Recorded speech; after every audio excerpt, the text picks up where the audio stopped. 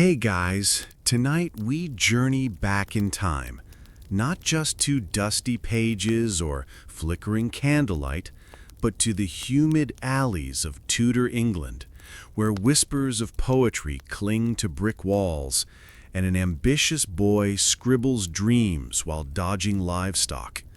You can smell the bread baking in one cottage, hear the clatter of horse carts in the lane, and feel the crisp parchment between your fingertips, heavy with ink and hope. You're in Stratford-upon-Avon, England. Population, under 2,000. Vibe, quaint, with a twist of existential dread.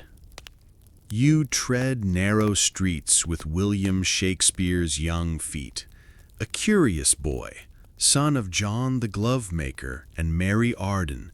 You've got sawdust under your nails and Latin verses bouncing around in your head, courtesy of a surprisingly rigorous grammar school education.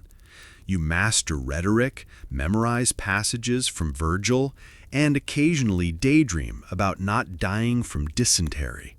Welcome to 1564. But hold up, this story doesn't start with fame. It starts with hunger, a hunger to create, to matter, and to understand why human beings betray each other, fall in love, and talk to skulls. Little Will grows up in a home filled with leather goods, financial stress, and more siblings than clean laundry. Your dad's social status wavers. By 1577, you feel the sting of economic decline. Historians still argue whether financial pressure drove your later ambition, or whether, like most artists, you simply craved applause louder than common sense. So, before you get comfortable, take a moment to like the video and subscribe, but only if you genuinely enjoy what I do here. And hey, if you're tuning in from somewhere cool or just awake past your bedtime, post your location and local time in the comments. Let's see who else is wandering through history with us tonight. Now, dim the lights, maybe turn on a fan for that soft background hum, and let's ease into tonight's journey together. You spend your teenage years balancing chores with poetry. Stratford's surrounding fields offer Shakespeare an ear for rhythm. Birdsong, hoofbeats, and gossip provide all the dialogue training you'll ever need. There's talk of London's theaters buzzing with flair. But for now, you scribble sonnets on the back of tax records while your parents argue about wool. Here's a quirky tidbit. Young Shakespeare likely learned to write in secretary hand, an elaborate and slightly absurd script now so illegible historians joke it's why nobody's ever certain he wrote anything at all. You draft plays in the margins of old notebooks. One reads like a bad joke, like, 2 actors walk into a tavern, and, well, no one's laughing yet. Marriage barges in when you're just 18. Anne Hathaway, no, not that one, is 26 and pregnant. You say vows faster than you'd planned, and boom, your journey pivots. Parenthood comes with pressure, but also poetry.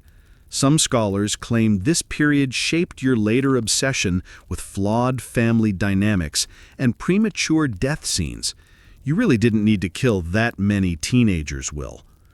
Your twins, Hamnet and Judith, arrive 2 years later. Hamnet's name eerily echoes Hamlet, but don't jump to conclusions. Historians still argue whether that was intentional or just a trendy name among Elizabethan Goths. Either way, you begin splitting time between Stratford and London, slowly climbing toward the spotlight. And what a spotlight it is! London, sweaty, loud, brimming with plague, is also home to emerging theaters like the Globe, but that's for later. For now, you're the poet in hiding, rehearsing dialogue with livestock and scribbling under the flicker of tallow candles. You read Holinshed's chronicles and stare into the fireplace, wondering if your tragedies will outlive your tax debts. So ends the humble beginning.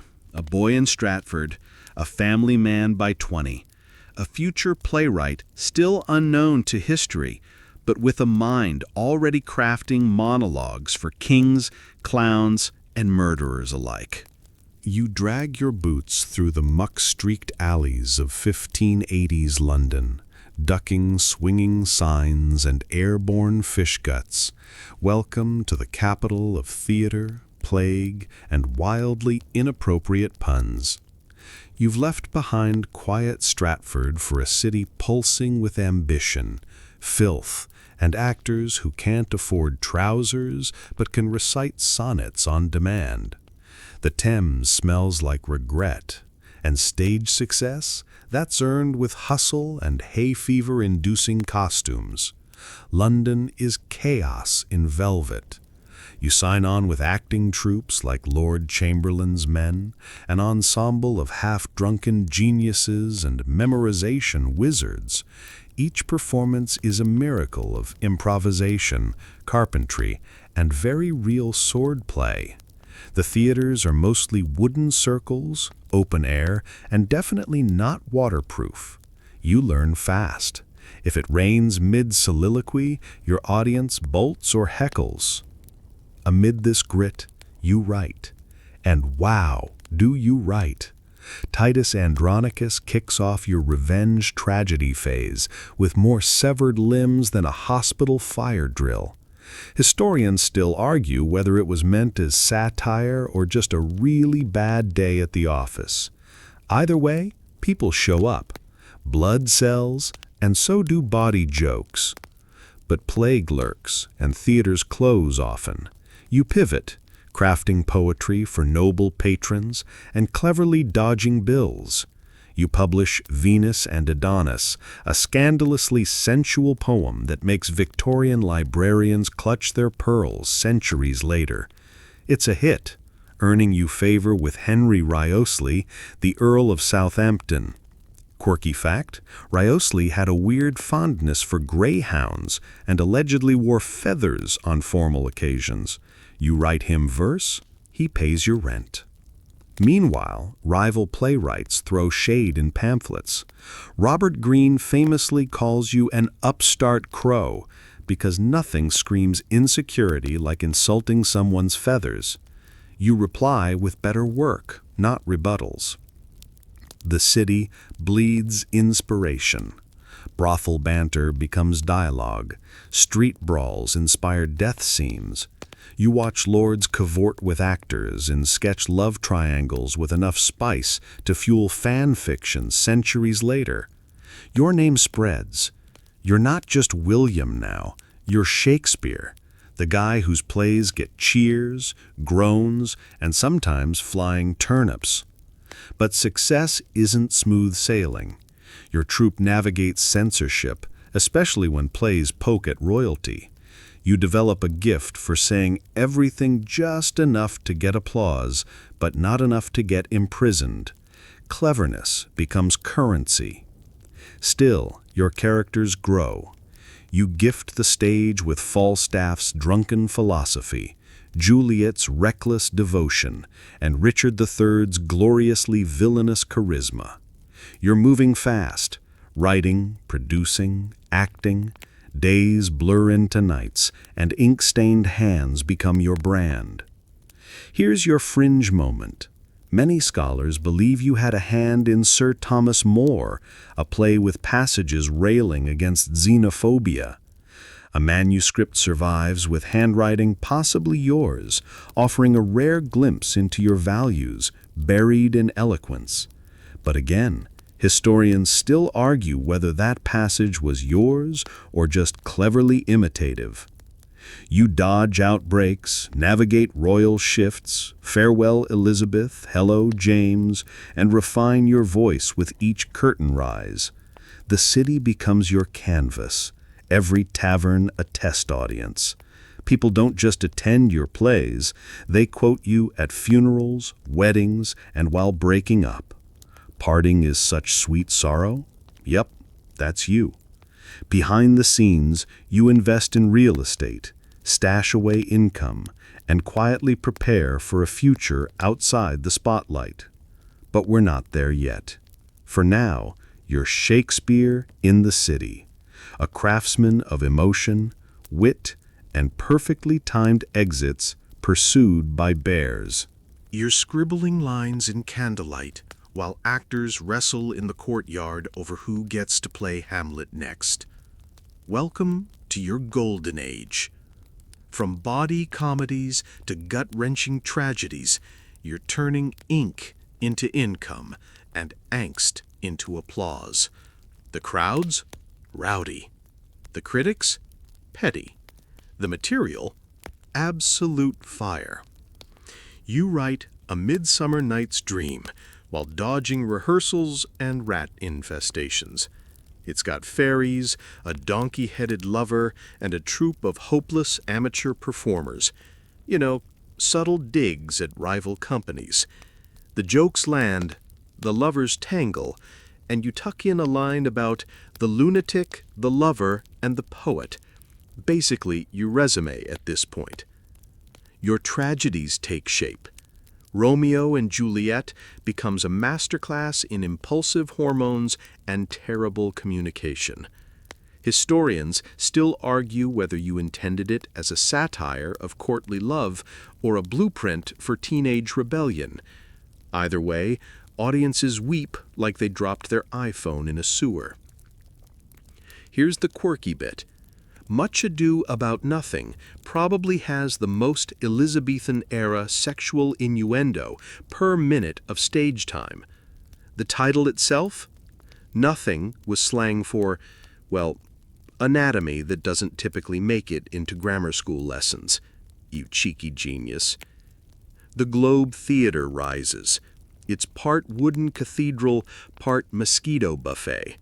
You co-own it with fellow performers, a groundbreaking move in a time when actors were considered one step above professional pickpockets.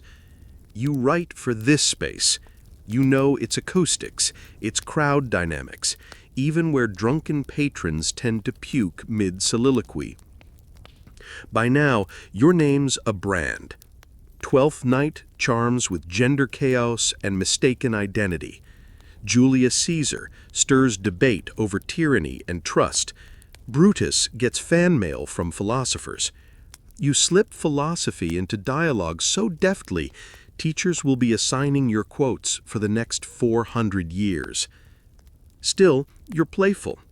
As You Like It sets the stage in a forest full of lovers, fools, and one melancholy guy who talks about the 7 stages of man, which oddly resembles every office meeting ever. The lines sparkle, the pacing struts. You write like you found the cheat code for timeless storytelling. Here's a fringe gem. Some scholars think Love's Labour's Lost might have a missing sequel, Love's Labour's Won. No confirmed script survives. Maybe it was lost, maybe it never existed. Historians still argue whether it was burned, misplaced, or simply rebranded into a more marketable tragedy, the bard's own phantom work. You explore human nature fearlessly. Lust, betrayal, loyalty, madness, all tossed into tales with layered wordplay. The audience sees themselves flawed, hopeful, ridiculous. You're not just entertaining them, you're diagnosing them, one pun at a time. By the time Hamlet premieres, you've ascended. You deliver existential dread with style. The Prince of Denmark goes full emo, and audiences love it. Ghosts speak in riddles. Soliloquies spiral. Fencing gets dramatic. Hamlet becomes a mirror for every overthinking teenager and doomed philosopher. And you've immortalized indecision. Your plays begin reaching foreign shores, translated, adapted, sometimes butchered, but the voice, the essence, remains unmistakable. You invent stories, but more than that, You decode humanity. So the curtain rises, night after night. The laughter booms. The tragedies hit like a bag of bricks. And somewhere backstage, you sip mulled wine and sketch your next masterpiece. Because let's be honest, you've got at least 10 more legends to tell before history calls it a wrap. You lean on your quill and glance up at a flickering lantern as courtiers murmur about the Queen's latest mood swings. Welcome to Elizabethan high society, where drama unfolds both on stage and off, where your clever lines aren't just entertainment, they're survival. You're now writing for an audience far beyond fishmongers and chimney sweeps. Queen Elizabeth herself has taken notice, and suddenly you're dodging veiled threats with double entendres and sidestepping censorship like a seasoned diplomat. Historians still argue whether her fondness for your work came from admiration or subtle power play. Either way, your scripts tread a tightrope of flattery, critique, and just enough plausible deniability. Here's a quirky tidbit. At least once, your company likely performed for the royal court at Whitehall Palace, where actors dressed in fancier, borrowed costumes than nobles wore in real life. The irony? Most of those clothes had been repurposed from cast-offs or stolen from deceased noblemen. You're practically laundering legacy through wardrobe. You dance between patrons. Lords want dramas to flatter their lineage. Poets want metaphors thick enough to decode over brandy. You balance ambition with humility, crafting dialogue for kings while still attending the pub where pickpockets outnumber poets. Political satire? You bury it in historical allegories. Richard II becomes a not-so-subtle jab at tyranny, delivered with enough subtlety to avoid immediate arrest. Your rivalry list grows. Ben Jonson snarks at your style, calls it too populist, but you admire his intellect. He drinks, writes, and gets jailed more often than most people change socks. You two form a respect-laced frenemyship that scholars now salivate over. Think Beyoncé and Gaga, but with more rhymed couplets. You also experiment with structure. Henry IV and Henry V give you layers, chivalry, fatherhood, betrayal, while Falstaff waddles in with comedic relief thicker than his waistline. Your audience laughs, weeps, then exits feeling emotionally mugged. Amid all this, you privately endure criticism about your rising fame. Some whisper you didn't write all your plays. Some call you a merchant masquerading as a maestro. Theories swirl. Francis Bacon, Christopher Marlowe, secret writing guilds? Historians still argue whether these rumors stemmed from genuine mystery or just good old Elizabethan envy. And yet, the plays thrive. Macbeth emerges, a fever dream of ambition, guilt, and supernatural sass. You gift the stage witches brewing doom and daggers of the mind. Fun fact, modern productions often avoid speaking the play's name backstage, convinced it carries a curse. You likely shrugged and poured more ink. You stretch your themes. Tyranny, love, betrayal. Nobles fund your work, commoners quote it, and every monologue bubbles with subtle nods to current events. You're not just adapting history, you're manipulating it. With every line, you build layers of meaning cloaked in poetry. Offstage, your portfolio grows. You're buying properties, stacking savings, and ensuring future generations won't find you penniless. But you remain grounded. Stratford still whispers your name. You visit often, family, farmland, and maybe a break from the swirling chaos of court and criticism. Now, back in London, your troupe survives the death of Queen Elizabeth. King James takes the throne, and you pivot gracefully. You rename your ensemble the King's Men, level up the prestige, and continue writing plays that charm, challenge, and occasionally confuse anyone without a thesaurus. Through it all, you play both roles, the literary tactician and the courtside trickster. You make fun of royalty, but toast them too. You smuggle meaning into sonnets and embed warnings into history plays. You learn how power works, not just by watching it, but by weaving it into character arcs. By now, your words have danced for queens, fought through plagues, and soothed grief in packed theaters. The candle burns lower, but you keep writing, keep shaping the stage. You don't just reflect the world, you rewrite it, one heartbeat at a time.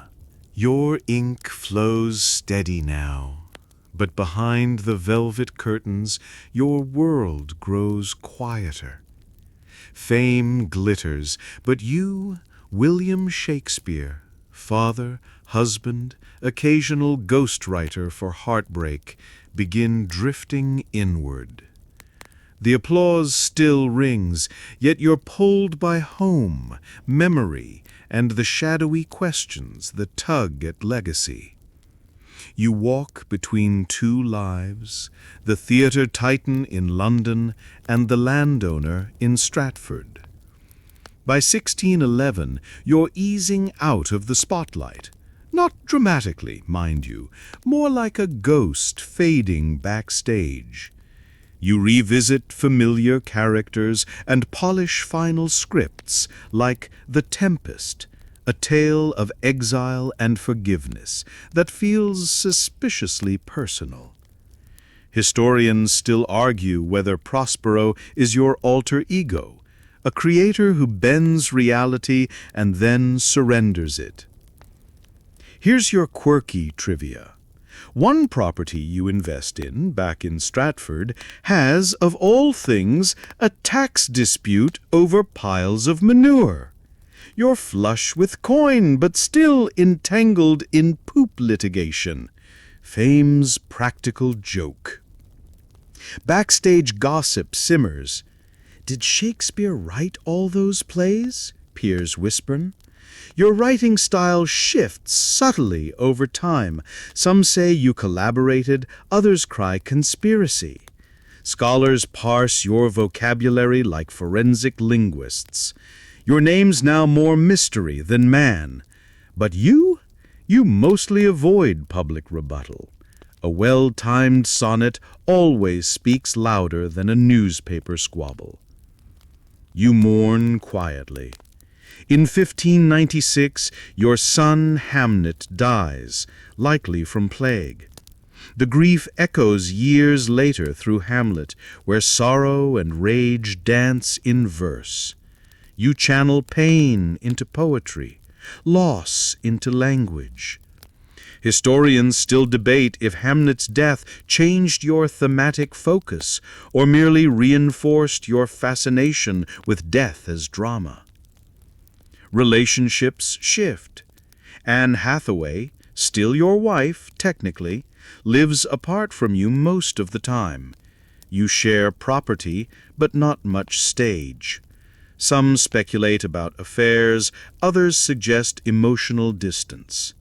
What we know, your will famously bequeaths her your second-best bed.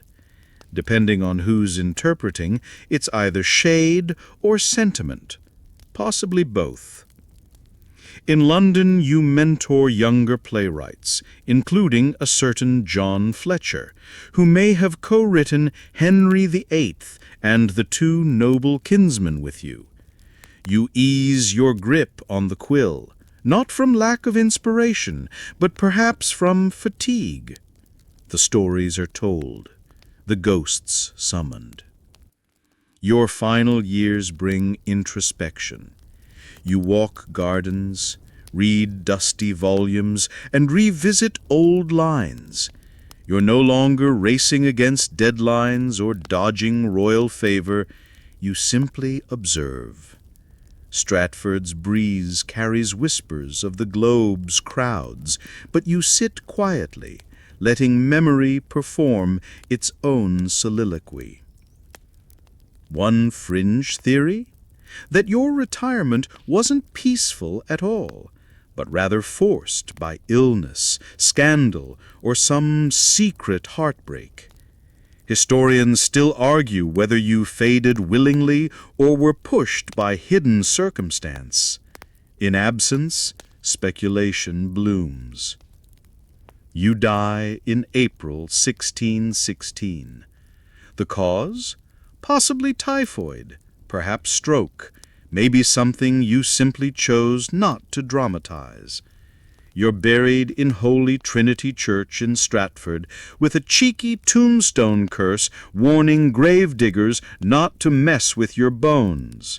It reads, "Blessed be the man that spares these stones, and cursed be he that moves my bones." Final punchline delivered. Your legacy's shaky at first. No grand memorial, no instant canonization. But then your friends compile the first folio, preserving your works for centuries to come. They save the monologues, the madness, the moonlit metaphors. Without them, we'd lose half your brilliance to mildew and neglect. And so you exit, quietly, profoundly, with your best scripts already echoing in every corner of English literature. Not bad for a glove-maker's son, who never attended university but rewrote human emotion one line at a time. You stare at your scribbled notes, half amused that future generations will quote them on graduation caps and breakup texts. The English language, unsuspecting and plain, doesn't know you're about to carve it into something magnificent and wildly confusing. You invent words, just like casually. Assassination? Yours. Eyeball? Also yours. Dauntless, zany, swagger? The list goes on, and linguists weep tears of awe. You didn't just write plays. You patched holes in the vocabulary like a Renaissance handyman with a flair for drama. Historians still argue whether you created over 1,700 words or just stole creatively from tavern talk. Your metaphors get inside people's heads. You say, "break the ice," and suddenly every awkward date for the next 400 years has a line to lean on. You coin "wild goose chase," and boom, instant frustration slang. You describe jealousy as a green-eyed monster, and somewhere future fashion designers feel seen. Here's your quirky tidbit. You likely never intended these phrases to become immortal. They just fit the scene. Juliet had to part with sorrow. Hamlet needed to question everything. Your characters weren't trying to be iconic, they were just trying to survive emotionally like everybody else. You balance clarity with complexity. You speak like someone who spent time listening to drunk philosophers and love-struck teenagers. Your sentences curve, twist, and occasionally smack readers in the face with double meanings. Teachers will forever struggle to explain why "Wherefore art thou, Romeo?" isn't asking for GPS coordinates. People start studying your rhythm. Iambic pentameter, 5 beats per line, like a heartbeat. It sounds natural and dramatic, letting emotions pulse beneath the surface. Historians still debate whether you truly mastered it or just winged it artfully and cleaned it up in edits. You love puns, like obsessively. Bottom from A Midnight Stream Dream is named so deliberately that literary scholars get headaches. You joke about swords, beds, and fish, sometimes in the same sentence. You make audiences laugh, groan, then cry within 3 minutes. Efficiency goals. Your characters evolve into archetypes. Lady Macbeth becomes ambition's poster girl. Lear, the fragile ego. Viola, the fluid identity. You distill human emotion so precisely that psychologists quote you without realizing it. You didn't study Freud, but Freud definitely studied you. And the real kicker? You did all this with no dictionaries. Just intuition, rhythm, and the occasional nudge from Latin class memories. You flex your linguistic muscles across sonnets, too. 154 of them, packed with romantic frustration, existential dread, and cheeky pickup lines. Scholars peeled through your scripts like code breakers. They find metaphors tucked in stage directions, jokes buried in tragedy. There's enough language gymnastics that even Google Translate would quit on page 3. You elevate English. Before you, it was functional. After you, it was poetry. You made common phrases shine, turned insults into art, beetle-headed, flat-mouthed knave anyone, and gave future generations a blueprint for storytelling that still hits. And somewhere in this whirlwind of invention, you remain grounded. You write what feels true, what sounds real, what lingers. Your words outlive your world, etched on stage, whispered in textbooks, tattooed on theater interns. Not bad for a guy who couldn't even spell his own name the same way twice. You sit by the flickering hearth, hand curled around a mug of something warm, thinking not of new plot twists, but of what remains when the curtain finally falls. The candles burn low, your quill rests idle, and London fades to memory, because now your stage is legacy. It's the early 1600s, and you've performed your final acts, both literally and metaphorically. You write The Tempest, your last solo work, filled with magic, forgiveness, and a magician king who surrenders his powers to return home. Coincidence? Historians still argue whether Prospero's farewell speech, "Now my charms are all o'erthrown," was actually your own. If so, it's the most poetic mic drop in history. You quietly retreat to Stratford. The Globe still hosts your plays, but your name no longer fills pamphlets. You focus on land, legal matters, and family, a stark shift from swords, soliloquies, and stage frenzies. Neighbors occasionally stop by, but you're now just Mr. Shakespeare, the man with property deeds and poetic tendencies. Quirky fact: in 1613, your playhouse, the original Globe Theatre, literally burns down after a cannon used in Henry VIII misfires. Did you laugh? Cry? Shrug like, "That's theater, folks"? Nobody knows. But you never rebuild it yourself.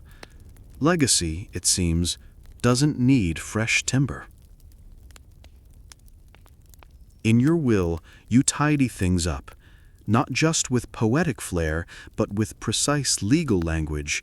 You leave money to friends, a bed to your wife, and your manuscripts never mentioned. Historians still argue whether that omission was intentional or an oversight. Either way, It leaves scholars hunting for clues with the determination of over-caffeinated detectives. And yet your friends, bless them, gather your plays after your death. They published the first folio in 1623, preserving Macbeth, Twelfth Night, Antony and Cleopatra, and others that otherwise might have vanished into damp trunks and tavern lore. This book is huge, over 900 pages, and weighs more than some small dogs. Without it, Shakespeare might have been a trivia question. Your works travel now, across oceans, into classrooms, onto stages from Tokyo to Toronto. Generals quote Julius Caesar. Hopeless romantics memorize Sonic 18. Even astronauts in orbit recite your words, because apparently existential dread fits any altitude. You've become a ghost, whispering through language. People see your fingerprints in politics, psychology, romance, rebellion. You've changed how stories are told. You didn't just reflect humanity, you reshaped how it understands itself, and all that from plays written in ink prone to smudging. But you're also misunderstood. Not everyone reads you right. Some turn your verses into overly complex puzzles. Others idolize you to the point of parody. Your image is everywhere: statues, mugs, memes, but the man, still elusive. Historians still argue whether you were a radical, a conservative, a secret Catholic, a literary Frankenstein stitched from multiple pens. You remain both everything and nothing, just as a good character should be. Still, your legacy blooms. Shakespearean festivals erupt in summer towns. Movies adapt your dramas with motorcycles and swords.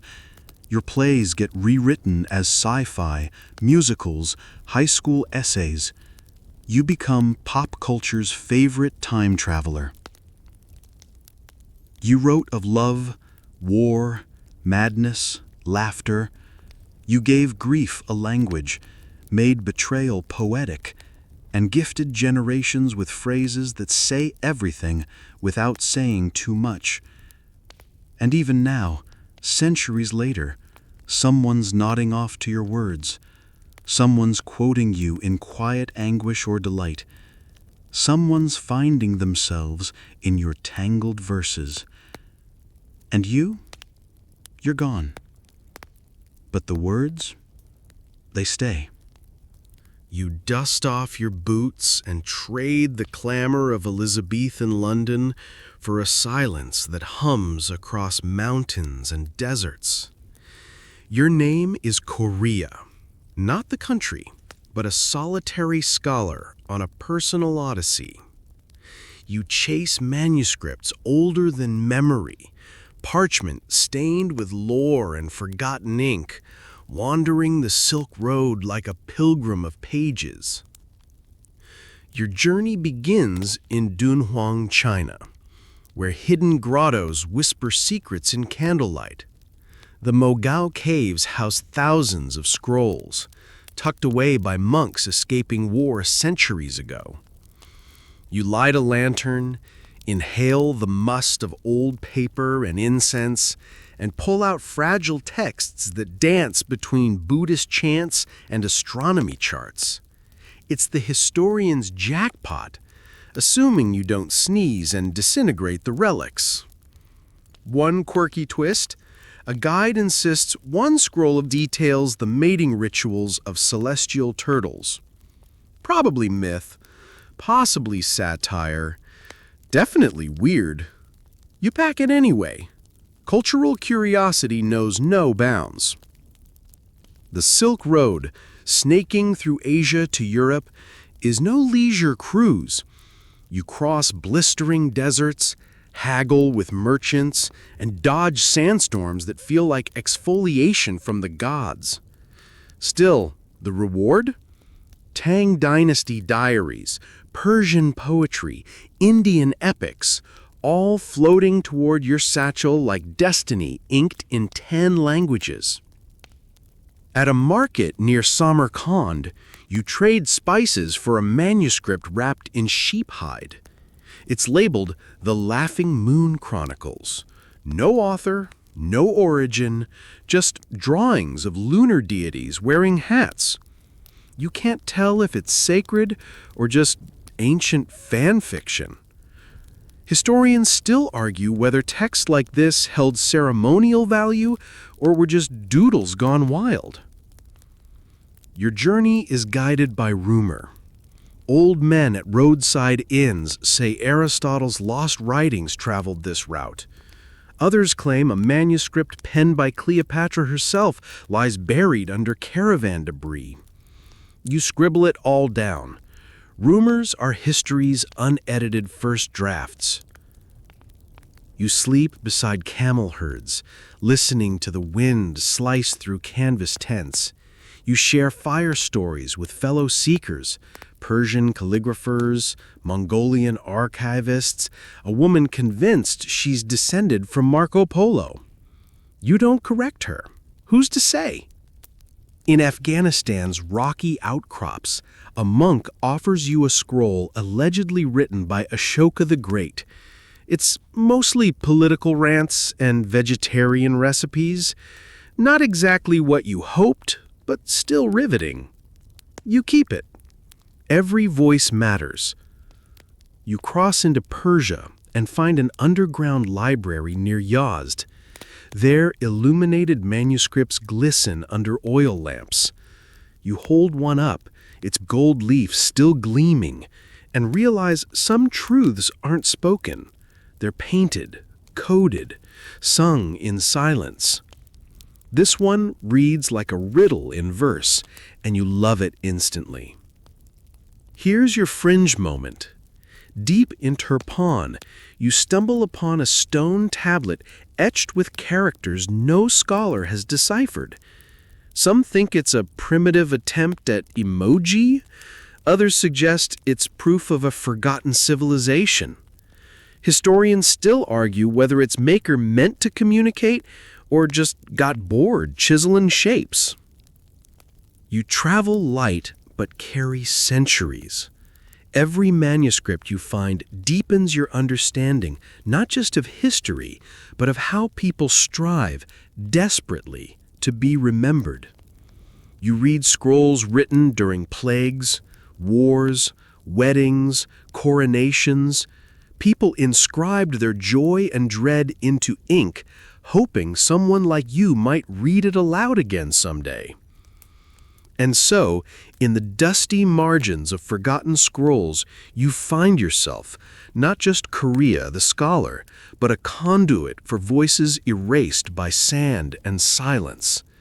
You catalog, preserve, and whisper their stories into new pages. Because what lives in ink doesn't die, it waits. You clink a terracotta cup against the stone bench, wine swirling lazily as the warm wind rustles olive trees nearby. The year? Somewhere around 430 BCE. The city? Athens, sun-drenched cradle of democracy and philosophy, where every street corner offers an argument and every shadow hides a skeptic.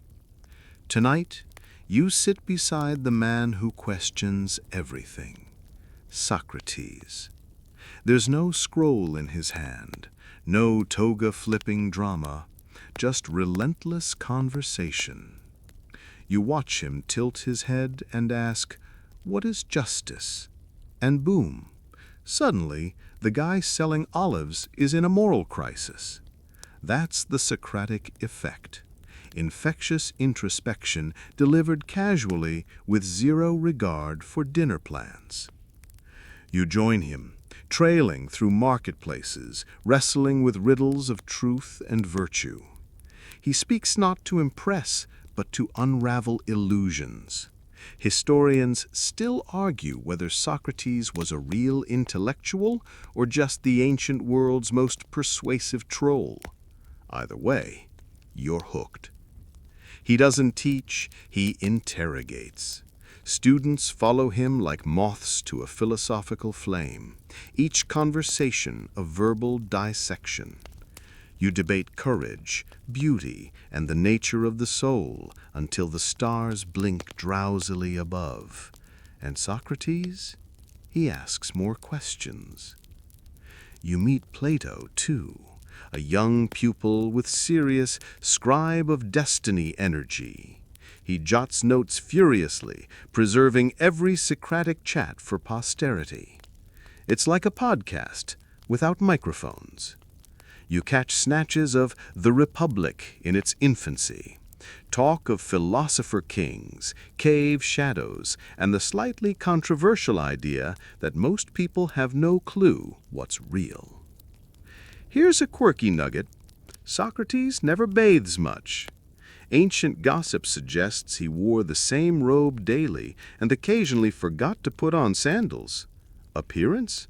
Unimportant. Ideas? Everything. You're definitely rethinking your priorities. But Athens isn't all deep thoughts and feta. Political winds shift.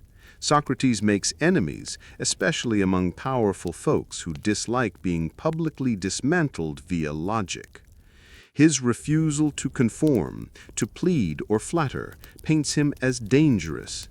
And then the trial. You sit in the crowded court as accusations fly, corrupting youth, disrespecting the gods. You know it's theater dressed up as justice. Socrates defends himself with wit and conviction, even suggesting he should be rewarded instead of punished. Historians still argue whether this speech was tactical or just cosmic cheek. Verdict: guilty. You follow him home as he prepares the hemlock, a poison for thinkers who refuse to play politics. He drinks calmly, engages in one last discussion, and slowly fades from conversation into memory. It's brutal, serene, and utterly absurd. But that's Athens for you. The birthplace of reason also birthed the execution of its purest seeker. You leave heavier than you arrived, but also strangely light, because Socrates didn't give answers.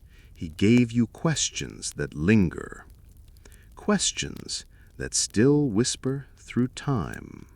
You trudge through the misty highlands of Britannia, your cloak damp, your boots sinking into muddy turf. The year is 120 CE, and you're shoulder to shoulder with soldiers from Rome's enigmatic 9th Legion, Legio IX Hispana, each one carrying dreams, doubts, and way too much armor weight. The northern frontier is no polished marble atrium. It's wild, fog-drenched, and humming with tension. Rome wants to tame it. Locals, fierce tribes like the Picts, are having none of it. So the 9th marches forth from York, vanishing into legend. No official record explains their fate. Historians still argue whether they were slaughtered in Scotland, reassigned and renamed, or erased due to bureaucratic embarrassment. You're here to find out, not with scrolls, but by walking the storm yourself. These legionaries aren't just soldiers. They're farmers, stonemasons, poets. One guy hums Virgil while sharpening his gladius. Another has pet ferret named Minerva.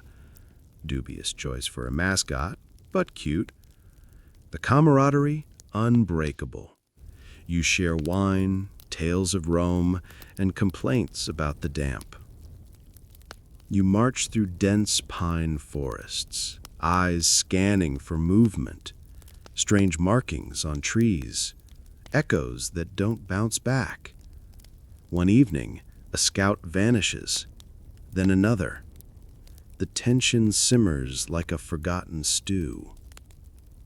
Local tribes launch ambushes with ghost-like precision, painted warriors howling from shadow. You fight back, side by side with comrades who speak Latin, curse in Gaulish, and bleed in silence. Then, nightfall. You wake to chaos. Flaming arrows, horn blasts, screams. The ninth is scattered. You defend a rocky outpost, hands trembling, sword slick.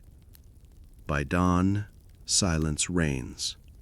Most tents, empty. The official banner, missing. Here's your fringe discovery.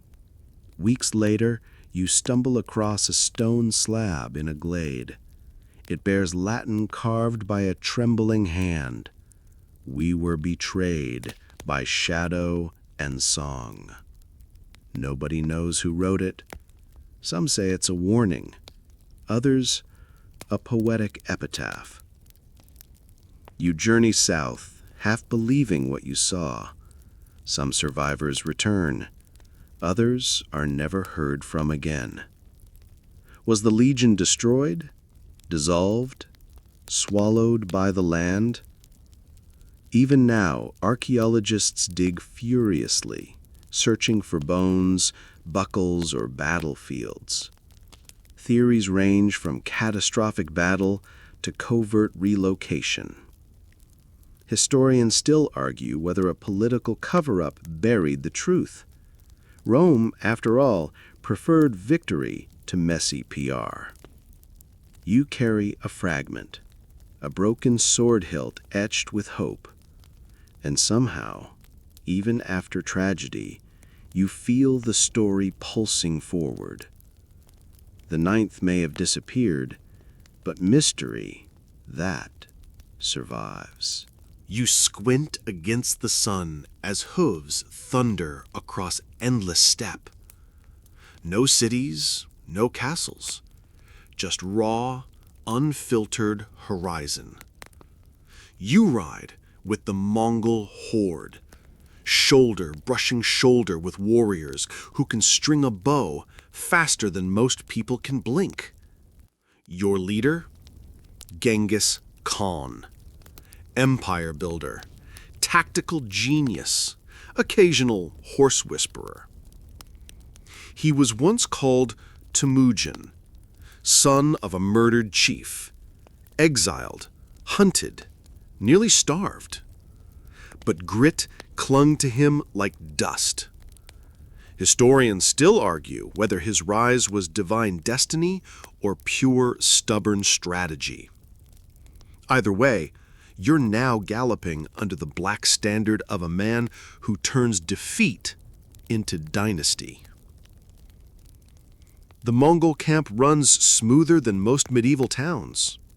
Tents, or yurts, dot the landscape, each one mobile, efficient, filled with stew and political gossip. You eat beside warriors who speak 15 dialects and still find a way to laugh over fermented mare's milk. Yes, that's a thing. Yes, it's definitely acquired taste. You watch Genghis redesign war. He uses terror tactically, burning cities not out of cruelty, but as psychological warfare. He builds spy networks, adapts foreign tech, and issues law codes that even his generals must obey. The guy's not just a conqueror, he's a CEO with arrows. A quirky historical tidbit: Genghis Khan established a postal system. Yes, the Mongol version of express delivery. Riders dashed across steppes with messages tucked into leather satchels, stopping at relay stations with fresh horses and hot gossip. So essentially, he invented fast food and faster news. Your journey leads through smoldering ruins and glittering palaces. Persia, Russia, China, all fall or tremble before him. Yet he rarely builds monuments. His legacy is movement, speed, reach. He doesn't need statues. He leaves behind systems, roads, and geopolitical whiplash. But here's the philosophical twist.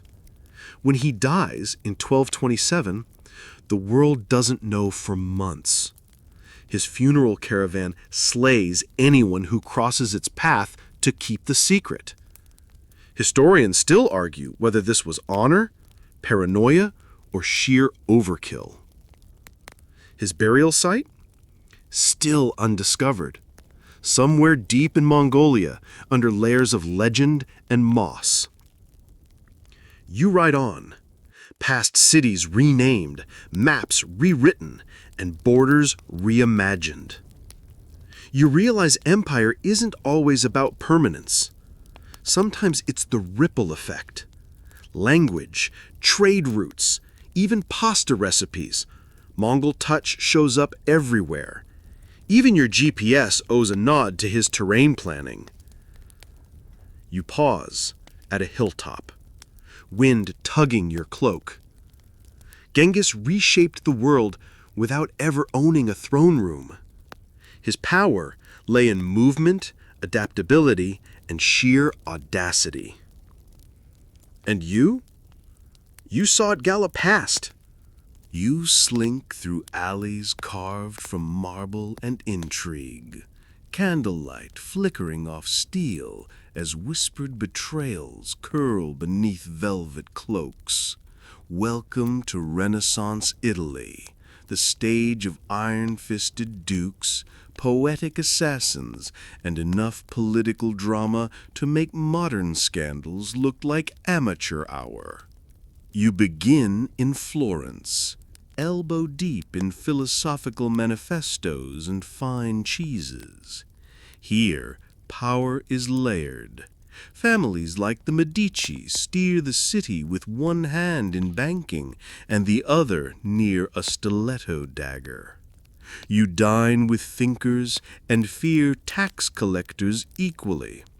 Machiavelli scribbles nearby, his cynical brilliance trickling onto parchment, while court gossip flutters around your wineglass. People quote Plato, but plan poisonings. Historians still argue whether Florentine diplomacy was sincere negotiation or glorified blackmail with calligraphy. You learn fast. Trust is currency, and rumors worth their weight in gold leaf.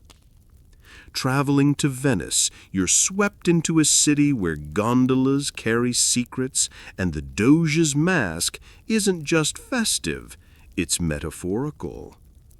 Naval supremacy thrives. You sip espresso before it's fashionable. You meet spies who use mirrors to signal across rooftops. It's elegant chaos dressed in silk.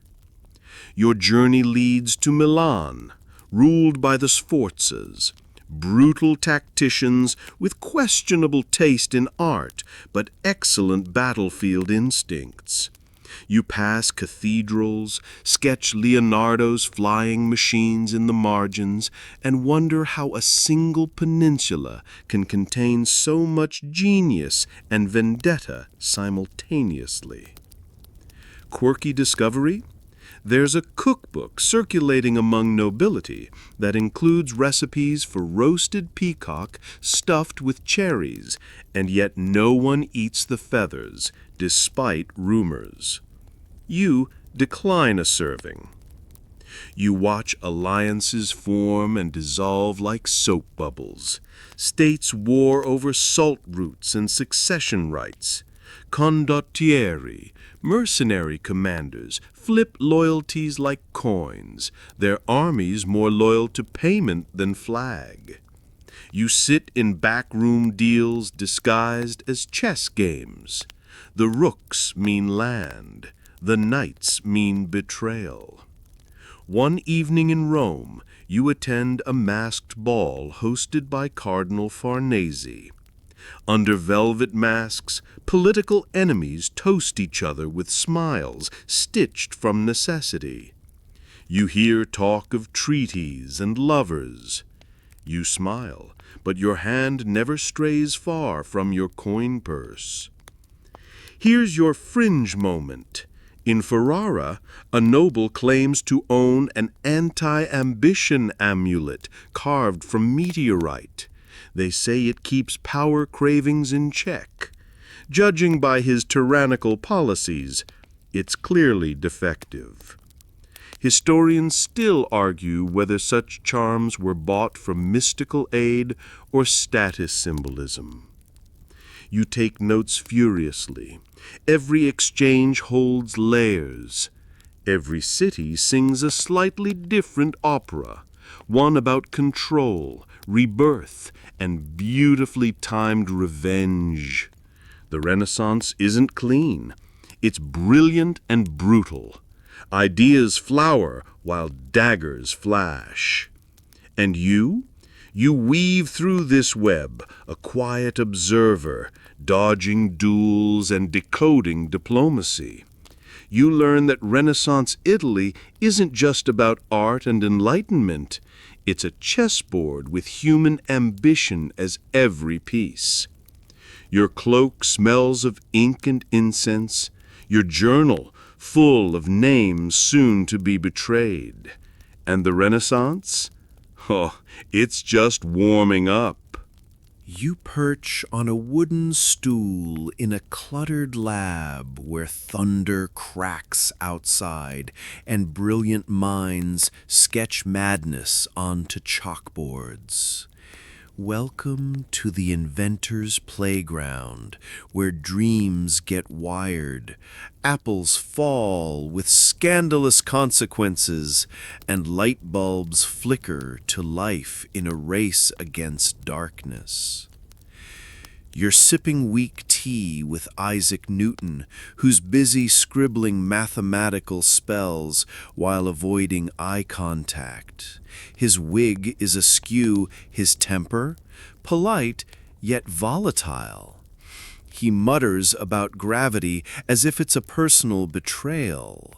One moment he's dissecting planetary motion, the next he's arguing with alchemists over the soul of gold. Historians still argue whether Newton's obsession with turning base metals into treasure was genius or glorious distraction. You hold an apple. It doesn't fall. He glares. You put it back. Later you meet Thomas Edison, flickering with ambition and covered in soot. His lab smells like scorched metal and nervous interns. He's not just inventing, he's empire building. Patents pile up like pancakes, each one pressed with possibility. He grins while muttering about phonographs, electricity, and why sleep is overrated. A quirky moment. One day Edison tests light bulbs using bamboo filaments imported from Japan. Yep, global supply chain before it was cool. Turns out, bamboo is surprisingly durable when you heat it to near-apocalyptic temperatures. Who knew? You bounce between eras, Newton's 17th century quiet and Edison's 19th century chaos. One deals in theories, the other in tools. You hold mirrors to their minds. Newton dreams the cosmos in calculus. Edison tunes reality via tinkering. Two geniuses, decades apart, threading innovation through totally different looms. You attend a demonstration of Edison's electric light. People gasp, clap, then back away in terror when the wires sizzle. This is the future, not polished, but promising. Flickers become fixtures. Meanwhile, Newton debates time, space, and why gravity insists on pulling everything downward.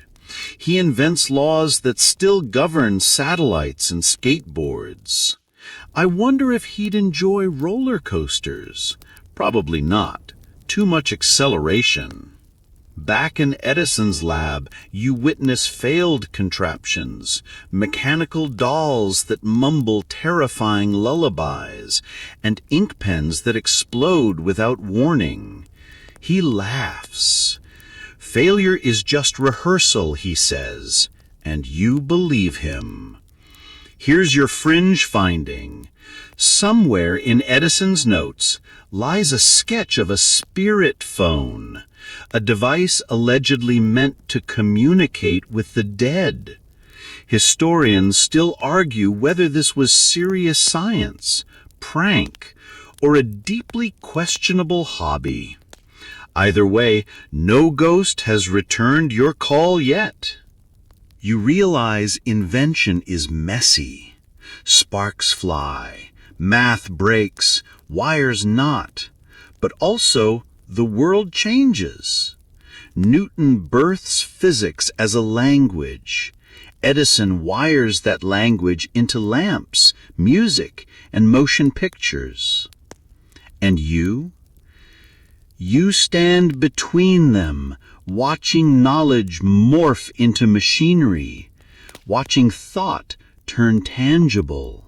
You adjust your grip on a practice sword as cherry blossoms fall like soft confetti around you. Welcome to feudal Japan, the land of honor-bound warriors, whispered mythologies, and tea ceremonies more intense than most international summits. You are a samurai now, or at least in training. Your discipline is your armor, your silence sharper than steel. Each morning begins with sword drills under the eye of an old master who smells faintly of matcha and judgment. You swing, breathe, pause, not just for balance, but for philosophy. Fighting, you're told, isn't about rage, it's about clarity. You nod, pretending to understand, but secretly hoping no one calls on you for a spontaneous duel. Shinto beliefs shape your world. Spirits, or kami, live in waterfalls, stones, even rice bowls, if you're respectful enough. Shrines dot the landscape, each humming with reverence and ritual. Historians still argue whether Shinto emerged purely as spiritual tradition or partly as a clever system to preserve social cohesion under divine pretense.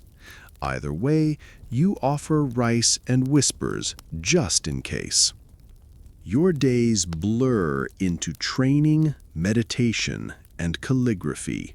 You learn Bushido, the way of the warrior, etched into scrolls and lifestyles.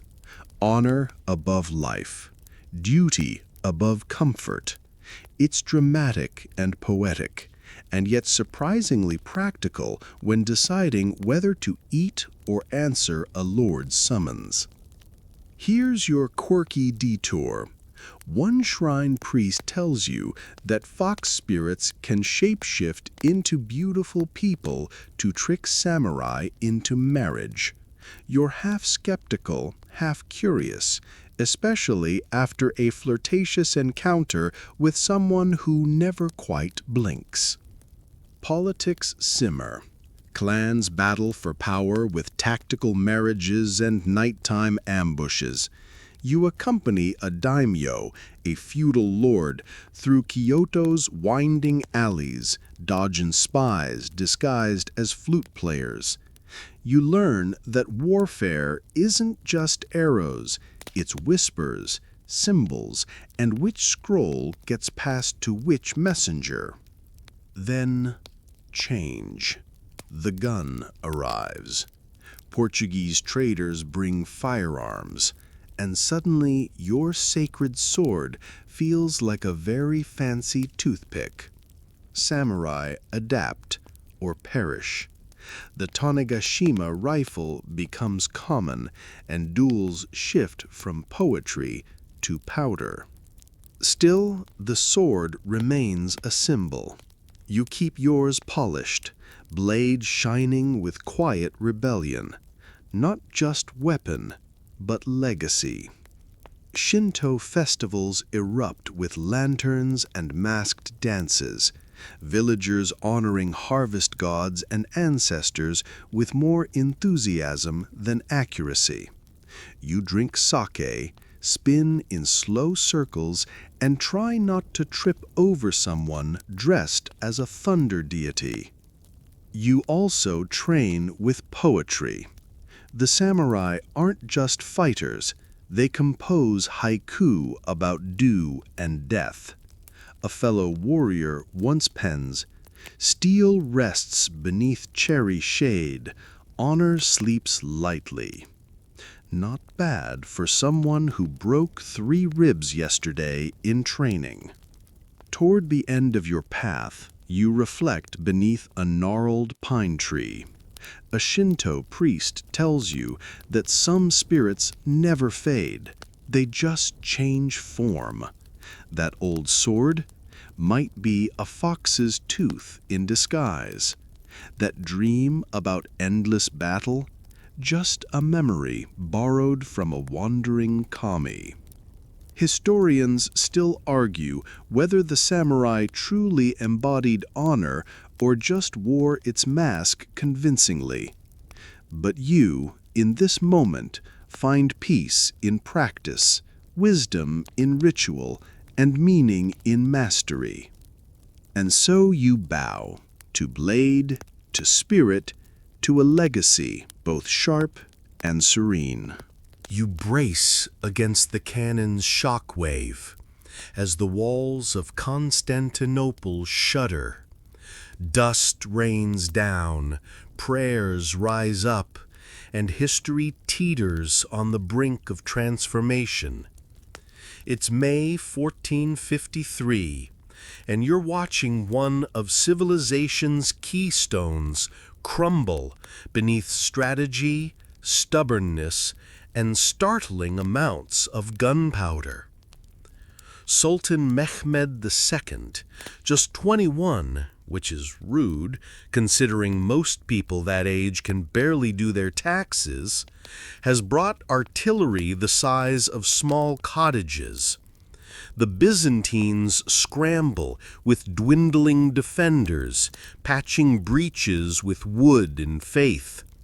You help organize wounded archers, while Latin priests debate divine intervention.